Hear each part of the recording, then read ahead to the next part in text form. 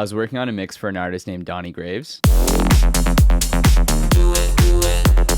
And I wanted to show you how I set up the reference tracks for this mix and the things that I like to do to get the most out of referencing. First thing, I use a referencing plugin. This one's called Metric AB. There are other plugins out there that do a similar thing, but it makes the workflow a little bit easier. I can load up multiple reference tracks and then really quickly flip between the track that I'm working on and the reference track.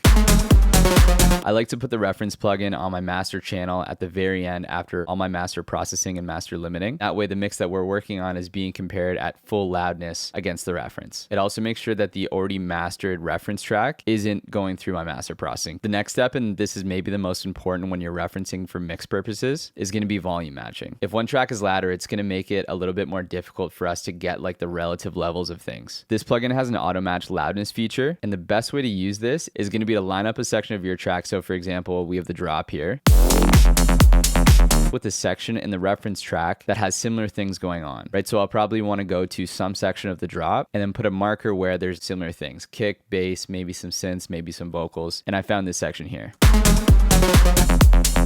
Now that we have these similar sections lined up, this plugin is going to have a much easier time matching the relative loudness, and it's going to be a lot more accurate. Now that this is all set up properly, I can go back and forth and listen to my track compared to the pro reference tracks that I'm using, and then make decisions to like raise or lower volumes of things from an accurate starting point. Hope this helps.